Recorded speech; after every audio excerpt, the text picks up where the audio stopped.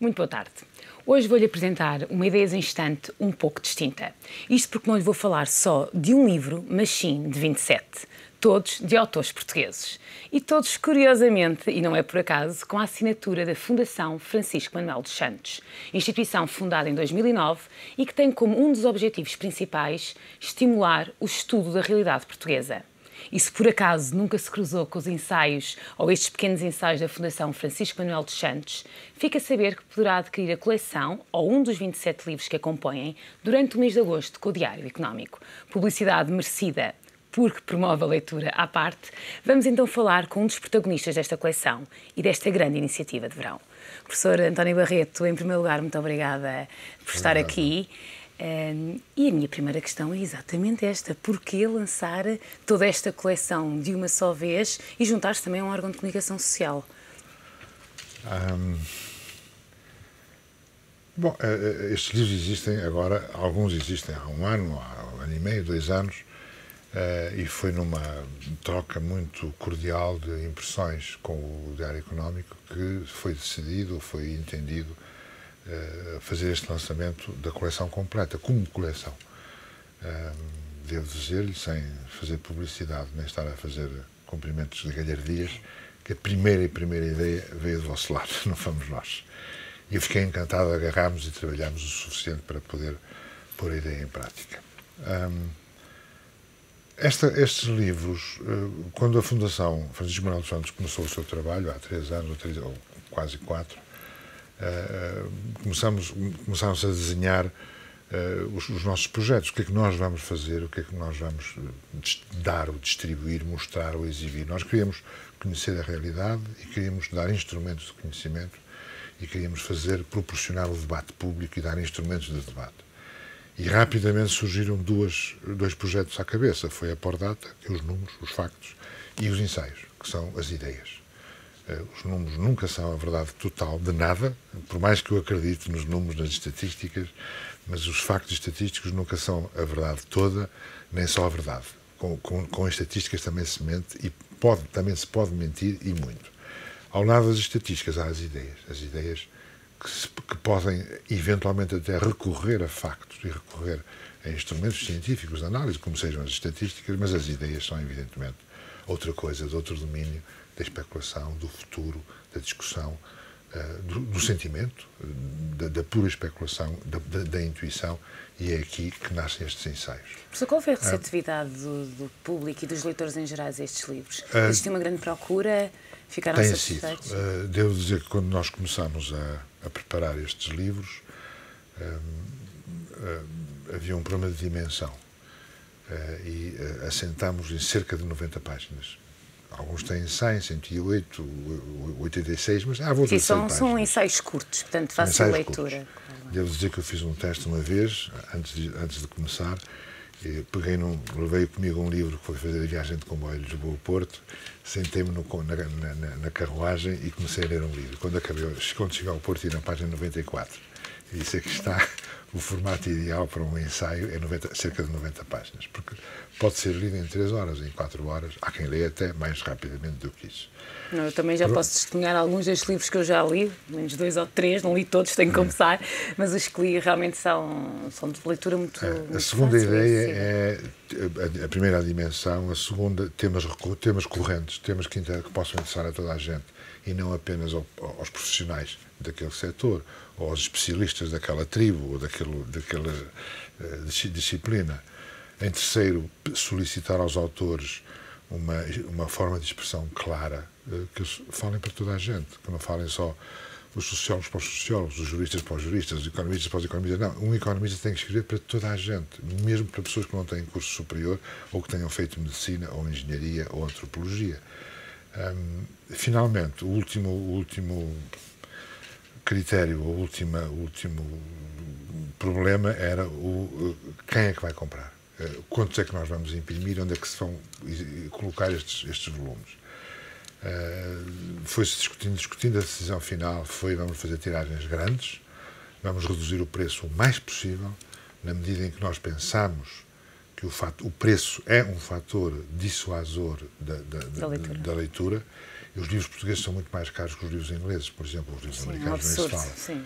Eu posso comprar qualquer clássico em Inglaterra, do Dickens, por exemplo, do Trollope, qualquer grande romancista do século XIX, eu compro hoje qualquer livro por menos de £1.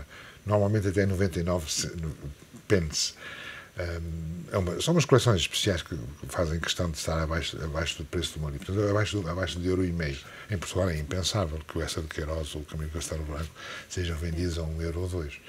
Mas nós, graças à tiragem, nós, de alguns destes volumes, imprimimos 20 ou 25 ou 30 mil.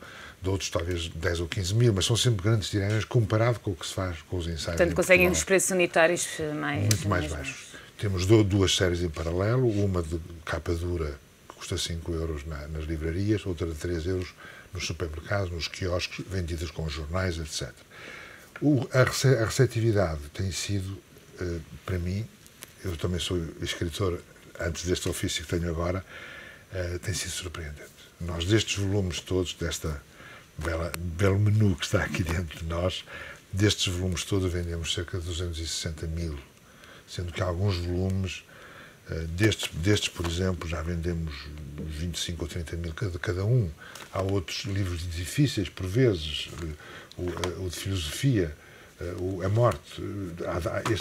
Destes livros, por exemplo, deste, da economia moral e política, venderam-se 15 mil. Isto é impensável. É muito raro um ensaio em Portugal vender mais de 2, 3, 4 mil exemplares. Ou seja, isto prova 3 coisas. Por um lado, o facto de ser curto, por outro, o preço, com certeza que é determinante, e também o tema, não é? Porque, e agora falo enquanto leitora, são tudo temas que me apetece ler, isto é, são temas atuais, são temas que tocam a esfera social. A tudo isso eu acrescento um outro critério, que é o do local de venda. Nós sabemos hoje, vimos estudos do mercado, a maior parte dos portugueses nunca, não é pouco, nunca entram numa livraria. Nunca, jamais. Portanto, está a falar do facto dos livros estarem numa superfície. Nos quiosques, nos centros comerciais, nos supermercados. O facto de estar aí alterou totalmente os critérios de compra. Então, é um novo paradigma, porque normalmente a literatura não está associada ao supermercado. Não. Mas portanto, estamos a viver um novo... Se é lá que estão as pessoas, nós vamos lá. O importante não é o local de venda, o importante é o que está lá dentro. Se eu consigo vender no supermercado, onde está toda a gente, um livro, e eu não altero o conteúdo do livro, não altero em nada, para ser fácil, ou para vender em supermercado. Se eu vendo no supermercado exatamente o mesmo pensamento, as mesmas ideias que eu venderei noutro sítio, eu não estou a pecar por facilidade ou por demagogia. Portanto, esse é também um dos objetivos da Fundação, que está por trás destas obras e destes ensaios. Portanto, é também levar o pensamento até à massa crítica à população. O maior número possível de pessoas. As pessoas que tenham algum interesse, alguma informação. Não temos ilusões que jamais poderemos imprimir 1 milhão de exemplares, mas temos a ambição de vender estes livros. Nós não ganhamos nada, a Fundação não tem lucro, com estes preços não tem lucro. Uma parte importante do produto da venda é os custos de distribuição, evidentemente, e depois o custo de impressão e o custo de fabrico e os direitos de autor. Nós não queremos ter lucro nenhum com os livros, mas gostaríamos de estar o mais espalhados o mais possível no país inteiro, para que toda a gente tenha o direito, se quiser ler, se quiserem que toda a gente tenha o direito de ler. E com o custo normal dos livros em Portugal, eu estou a pensar, olha, há pouco tempo que fui fazer uma consulta pessoal, para o meu próprio uso, a uma livraria, fui ver os manuais escolares. Os manuais escolares dos últimos anos da secundária, do básico e sobretudo da secundária, já há manuais escolares que custam 30, 35, 40, 45 euros. É impensável. Portanto, deixa de ser democrático estudar. Totalmente. Quer dizer, começa a precisar ter um vencimento só para isso. Porque qualquer aluno do 12º ano ou 11º tem, ou 11º ano necessita de 5, 6, 7, 8 manuais escolares, livros e utensílios auxiliares de estudo. A 3 euros, creio que quase toda a gente tem acesso a poder comprar um livro. Professor, plataforma digital, e-books, faz parte dos planos de lançamento? Faz, estamos a pensar. Estamos a pensar ou em fazer descarregar na internet, ou no Kindle, ou no iPad. estamos a pensar, há pequenos problemas mais operacionais e práticos do que outra coisa. Saber quando é que se pode pôr-se ao mesmo tempo que o papel, que o livro impresso ou não, como é que se faz, como é que se resolve a questão dos direitos de autor, há pequenas coisas, e em Portugal, creio que já começa a haver agora, finalmente já começa a haver livros em português que estão já em plataformas desse tipo, que são lidos assim, e nós devemos estar mais dia menos dia, já começamos a pensar nisso, já estão pessoas a refletir sobre isso. Professor, próximas iniciativas da Fundação? Sei que vão ter agora uma iniciativa em setembro. Vamos ter uma conferência, que já está anunciada pela cidade. Uma conferência em setembro sobre o futuro da população portuguesa, os próximos 30 anos, as projeções e a população e a família, a população e os estudos da população e as migrações. Não é só a população como um problema demográfico, mas, no fundo, a população somos nós. É você, sou eu, somos nós todos. O que é que nós seremos, como estaremos daqui a 20 ou 30 anos?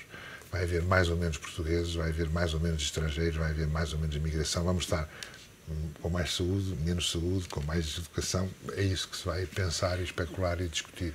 O professor tem vindo, enfim, do trabalho que eu tenho acompanhado, que tem desenvolvido na Fundação, sempre a tocar muito na sociologia, que é a sua área de expertise também. Até que ponto é que acha que atualmente o tocar no ser humano e nesta vertente sociológica, como os temas e os placares que estão agora anunciados sobre tenho um filho, vou deixar a minha carreira de lado, este tipo de temas que nos parecem banais, mas têm um impacto brutal na nossa vida, até que ponto é que isso hoje em dia é pensado também? Não falo só em termos sociológicos, mas em termos governamentais. Será que a sociologia já chegou ao governo, chamando-lhe assim? Mas quer dizer, esses problemas sempre existiram. Mas muitos deles eram sempre tratados no foro individual ou no foro de familiar. Certamente com os seus pais, os seus avós, os seus bisavós, os seus e os meus, que pensavam nisso mesmo. Se podem ter filhos, se não podem ter, às vezes com critérios diferentes, em tempos de outro tipo de sociedade, de outros costumes, de outras religiões. Portanto, as coisas não são exatamente iguais, mas os problemas existiam. Com a sociedade com as sociedades contemporâneas, com a política democrática que vive de eleições vivem de votos. Para votos é preciso conquistar os votos, para conquistar os votos é preciso convencer, para convencer é preciso ter argumentos. E, portanto, há um mundo de observação social e económica coletivizou-se, pertence a todos. E hoje em dia é quase inseparável o seu projeto individual de vida, quer ou não ter filhos, a que idade, quer ou não casar-me, a que idade, onde é que eu quero viver, qual é o meu projeto, quero ter um filho aos 19 anos ou quero ter um filho aos 35. Isto tudo hoje continua a ser o projeto de cada pessoa, são projetos mais complexos, porque hoje em dia a pessoa tem que pensar na casa, no emprego, no local de trabalho, na licenciatura, no mestrado, no doutoramento, etc. Tem que pensar nisso tudo. Mais ainda, os governos têm de pensar, porque os governos têm políticas sociais e políticas públicas de saúde, de educação, de segurança social, e têm de vir ao encontro. Parece, como você diz, que de repente os assuntos sociais se transformaram em temas de toda a gente. Sempre o foram, mas não eram explícitos. Agora são. E bem, e é bom que assim seja. Portanto, é um passo à frente. Estamos no progresso, então. Sr. Professor, muito obrigada por ter estado aqui a partilhar connosco uma vez mais as suas ideias. E é sobre ideias, exatamente, que este espaço funciona, e é assim com ideias que este espaço existe. E já sabe, se nos quiser enviar mais sugestões sobre ideias, sejam elas quais forem, porque todas são válidas, poderá fazer para mafalda.avelar@economic.pt.